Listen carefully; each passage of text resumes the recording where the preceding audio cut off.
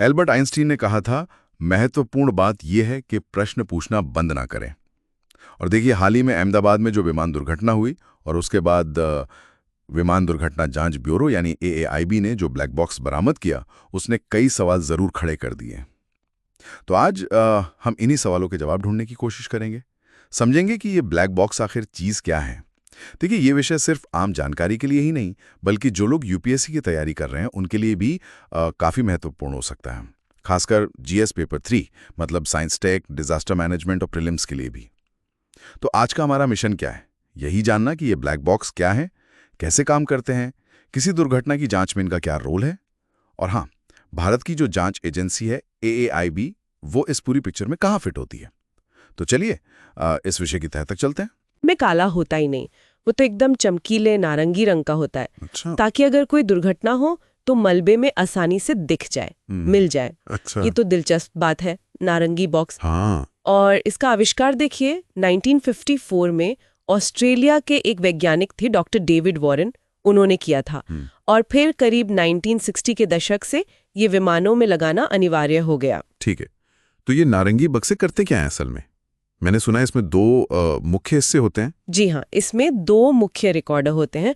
एक होता है डिजिटल फ्लाइट डेटा रिकॉर्डर यानी डीएफडीआर, और दूसरा होता है कॉकपिट वॉइस रिकॉर्डर, जिससे सीवीआर कहते हैं।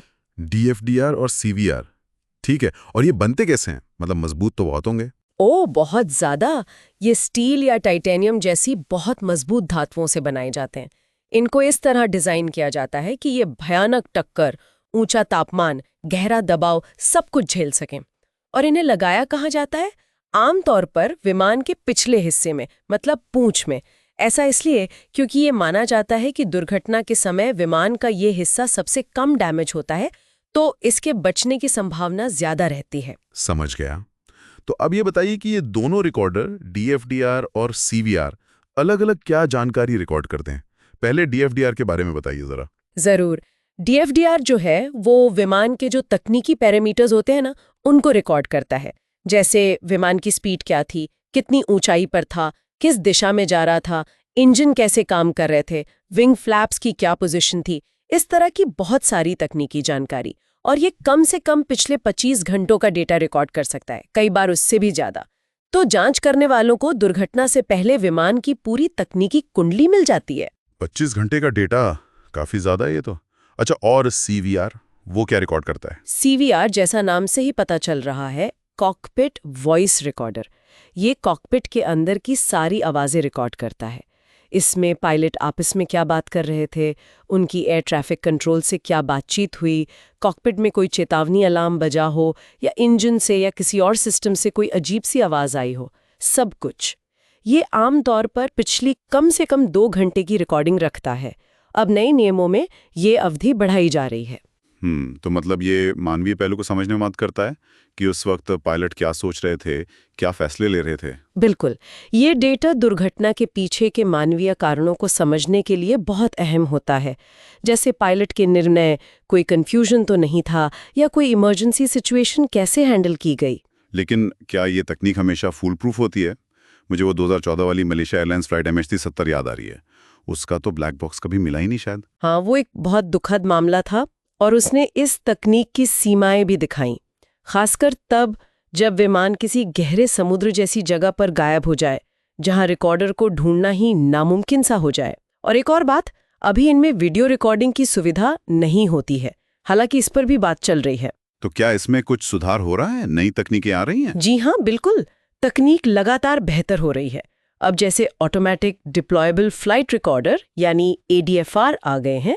ये ऐसे रिकॉर्डर होते हैं जो अगर विमान दुर्घटनाग्रस्त होने वाला हो तो खुद ही विमान से अलग होकर बाहर निकल जाते हैं। अगर पानी में गिरे तो तैरते रहते हैं और सिग्नल भेजते हैं। इससे उन्हें खोजना बहुत आसान हो जाता है। अरे वाह, ये तो काफी अच्छा सुधार है। हाँ, इसके अलावा ऑटोनोमस डिस्ट्रेस ट्रैकिंग सिस्टम भी हैं जो विमान के मुश्किल में पड़ते ही लगातार उसकी लोकेशन भेजते रहते हैं। और अब तो कंबाइंड वॉइस और डेटा रिकॉर्डर भी आ रहे हैं। इसमें वॉइस रिकॉर्डिंग की क्षमता जो पहले 2 घंटे थी, अब नए अंतर्राष्ट्रीय मानकों के तहत 25 घंटे तक की जा रही है। तो जांच के लिए और ज्यादा जानकारी मिलेगी। मतलब सुरक्षा तकनीक लगातार आगे बढ़ी। अब भारत की बात करते हैं। यहाँ इन दुर्घटनाओं की जांच कौन करता है? ये AAIB क्या है?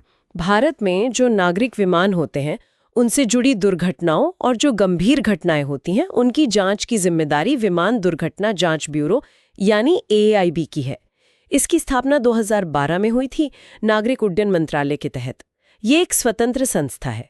पहले ये काम DGCA यानी directorate general of civil aviation देखता था, लेकिन जांच निष्पक्ष हो, स्वतंत्र हो, इसलिए AAIB को अलग बनाया गया। और AAIB का मुख्य काम क्या है? मतलब किन विमानों की जांच करता है? AAIB मुख्य रूप से उन नागरिक विमानों की दुर्घटनाओं और गंभीर घटनाओं की जांच करता है जिनका वजन 2250 किलोग्राम से ज्यादा हो या जिनमें टर्बोजेट इंजन लगे हों। और जांच का मकसद क्या किसी को दोषी ठहराना होता है? नहीं, बिल्कुल नहीं। ये बहुत जरूरी बात है। AIIB के नियमों में, खासकर नियम 3 में, ये साफ लिखा है कि जांच का एकमात्र उद्देश्य भविष्य में ऐसी दुर्घटनाओं और घटनाओं को रोकना है। इसका मकसद किसी व्यक्ति या संस्था पर दोष लगाना या उसकी जिम्मेदारी तय करना कतई नहीं है। ये पूरी दुनिया में एविएशन सेफ्टी का सिद्धांत है। इसे नो ब्लेम कल्चर कहते हैं, ताकि लोग बिना डरे जानकारी साझा करें और सुरक्षा बेहतर हो सके। समझ गया। तो मतलब फोकस हमेशा सीखने और सुधारने पर रहता है। तो संक्षेप में कहें तो ये जो ब्लैक बॉक्स हैं या कहें नारंगी बॉक्स, ये विमानन सुरक्षा की एक बहुत अहम कड़ी है। ये दुर्घटनाओं के कारणों को समझने में मदद करते हैं और AIIB जैसी संस्थाएं इन जानकारियों का इस्तेमाल करके भविष्य की उड़ानों को और सुरक्षित बनाने का काम करती हैं। तकनीक और नियमों का एक जरूरी संगम है ये। बिल्कुल सही कहा। और अंत में एक सवाल शायद सोचने के लिए छोड़ सकते हैं हम सबके लिए। जैसे जैसे ये डेटा रिकॉर्डिंग तकनीक और एडवांस हो रही है, भविष्य में हो सकता है और भी संवेदनशील डेटा जमा करने की जरूरत महसूस हो, जैसे पायलटों के बायोमेट्रिक आंकड़े या शायद कॉकपिट की वीडियो रिकॉर्डिंग। तो ऐसे में जांच की जरूरत और लोगों की निजता यानी प्राइवेसी के बीच सही संतुलन बनाना, ये एक बड़ी चुनौती होगी आने वाले समय में। ये वाकई एक अहम मुद्दा है जिस पर सोचना होगा। बहुत खूब। तो श्रोताओं, अगर आपको हमारी ये बातचीत, ये चर्चा उपयोगी लगी हो तो इसे लाइक ज़रूर करें, हमारे चैनल को सब्सक्राइब करें, और अगर आपके मन में कोई सवाल है या कोई और पहलू है जिस पर आप चर्चा चाहते हैं तो नीचे कमेंट्स में हमें ज़रूर बताएं। अगली ज्ञानवर्धक चर्चा में आपसे फिर मिलेंगे।